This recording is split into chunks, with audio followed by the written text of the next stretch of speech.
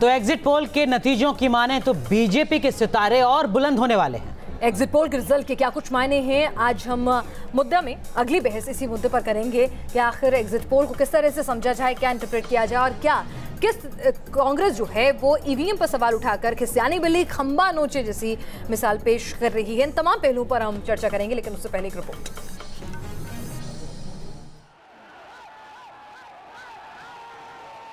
चुनाव परिणाम से पहले एग्जिट पोल के नतीजे आ चुके हैं और एग्जिट पोल की माने तो गुजरात और हिमाचल दोनों में बीजेपी को जीत हासिल हो रही है।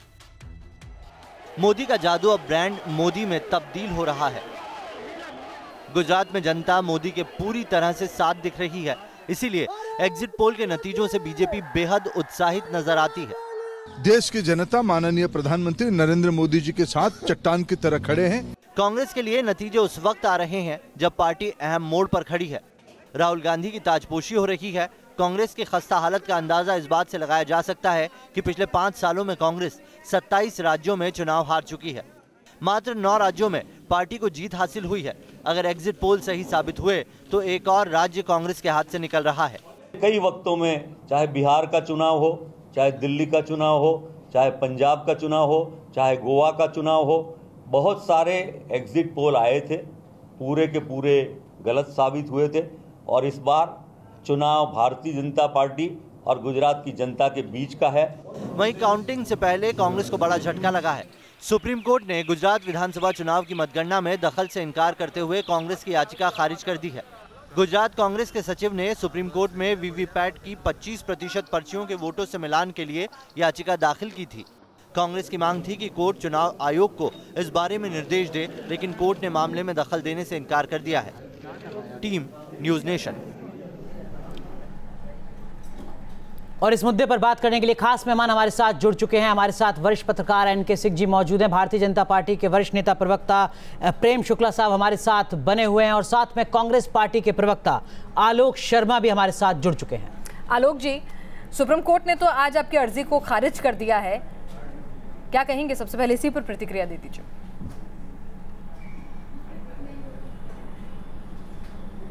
नहीं, मैं समझता हूँ खारिज नहीं की गई है वो एप्लीकेशन। उसको विड्रॉ करने के लिए सुप्रीम कोर्ट ने ही गाइडलाइन दी थी कि आप इसको विड्रॉ करके व्यापक तरीके से ईवीएम पर जितनी चर्चाएं आप करना चाहते हैं उनको सबको इंक्लूड करके लेके आइए, क्योंकि आज काउंटिंग से पहले लास्ट वर्किंग डे है, इसलिए इस पर विस्तृत चर्चा नहीं हो सकती है। 55 मिनट लगभग वहाँ पर चला है जो मैटर है। कोर्ट में उच्चतम न्यायालय के न्यायाधीश महोदय ने स्पष्ट कहा है कि जितने बड़े मैटर्स हैं उनको सबको इंक्लूड करके। लेकिन आलोक जी, जिस तर्क के साथ आप 18 दिसंबर के नतीजे को लेकर पहुंचे थे सर्वोच्च अदालत, वहां तो आपको कोई राहत नहीं मिलने वाली है, ये तो मान लिया जाए ना। आज 15 तारीख है जब हम चर्चा कर रहे हैं, 18 को नतीजे आने।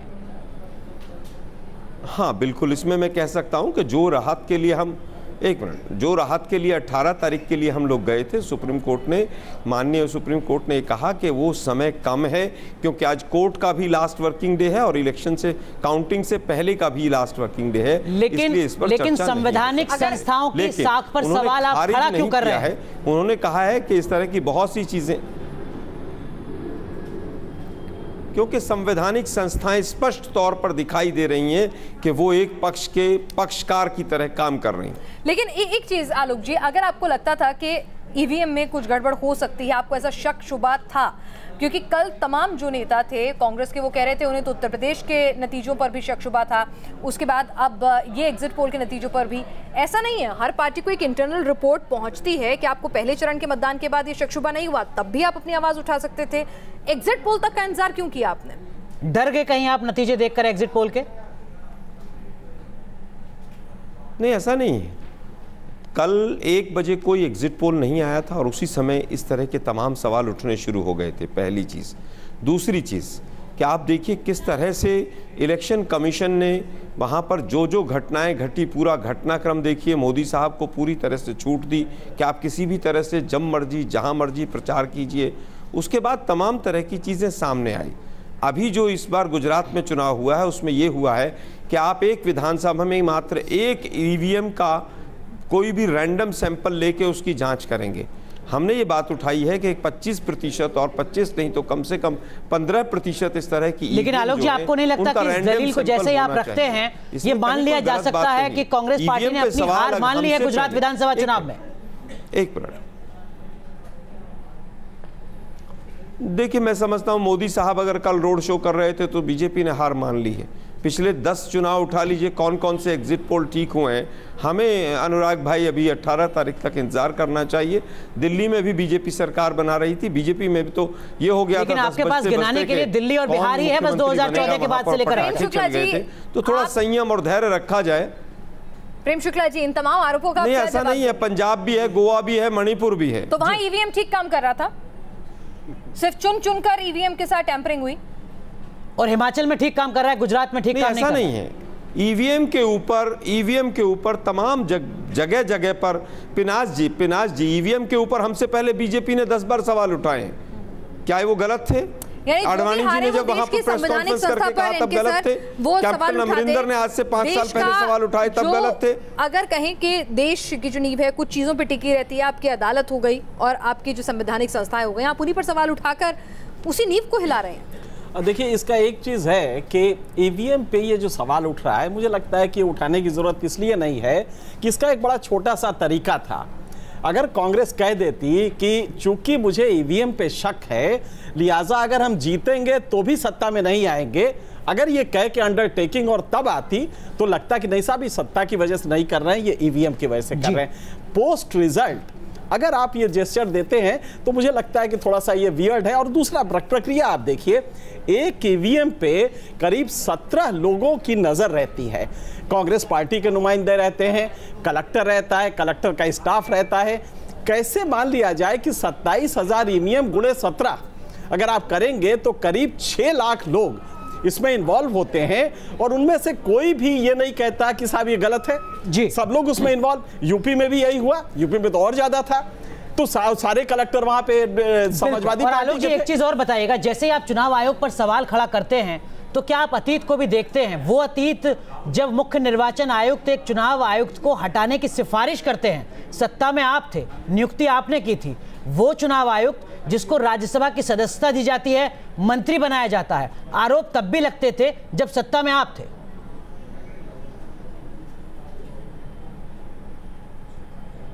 देखिए, हमने तो उस समय पर तमाम आईएएस ऐसे हैं जो राजनीति में आए।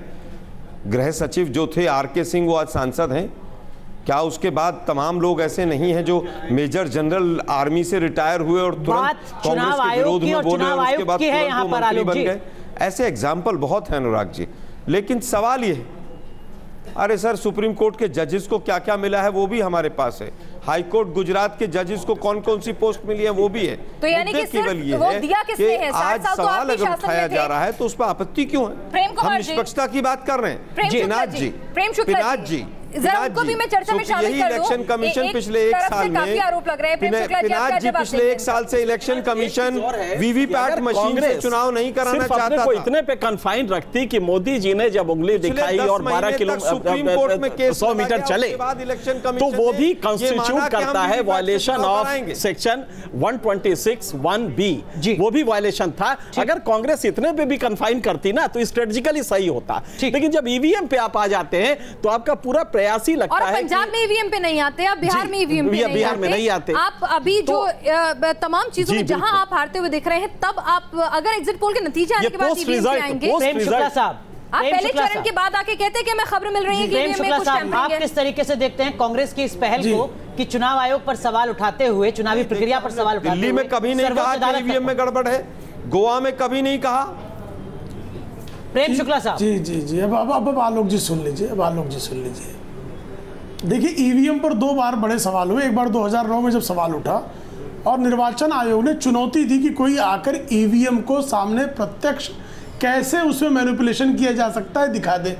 और आपको ध्यान होगा, एक हैदराबाद के व्यक्ति थे, उनके ऊपर किसी कांग्रेस की सरकार ने FIR लिया ईवीएम मशीन चोरी का।